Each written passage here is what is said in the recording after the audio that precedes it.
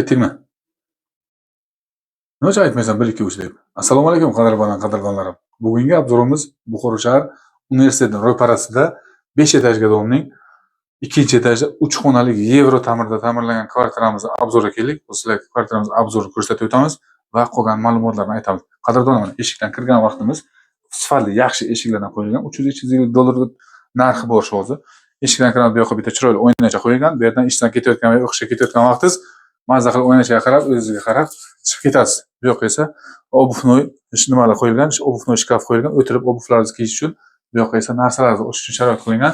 Patologlarimiz gipsokarton bilan uzor berilgan va chiroyli qilib mo'ysha ob'oylar qilingan. Bu yoq esa zalimiz. Eshigimizga ham e'tibor bering. Yaxshi eshiklar, 150 dollar eshiklar bular qadrdonlarim. Yaxshi sifatli eshiklardan oyoq ostlarimiz laminat qilingan va qo'llanlar tashaladi.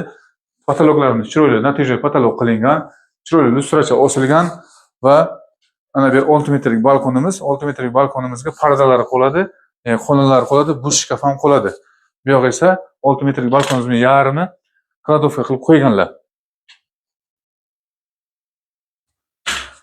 Bu yerdan ketadigan faqat narsasi ana shu divan olib ketganlar. Bu onalardan ekan, onalarga podarka qilgan ekanlar. Bu yoq esa bolalar xonasi. Bolalar xonasi ham keyingina mo'ysha ob'oychalar qilingan, natijali jaluzi pardalar qilingan va chiroyli chuguniy radiatorlar qo'yilgan. Bu yoqda o'sha kiyim-kechaklarni, ko'rpacha-to'shaklarni olib ketadilar, tamom.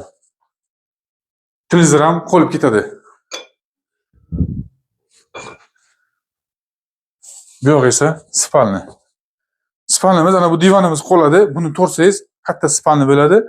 Bu yoqda esa masalan patologlar natija qilingan, chiroyli lustra osib qo'yilgan, jaluzi parda bor, chuguniy radiatorlar qilingan va televizorimiz qolib ketadi. Bu yoq esa sanuzelimiz. Sanuzelimiz oyoq ostidan patologgacha kafil qilingan, rakvina qo'yilgan, oyna qo'yilgan, hamma sharoitga ega. Bu yoq esa kuxnimiz keyingina bemalol sharoitchasi bor. Agar ovqatlaringizni pishirsangiz bo'ladi.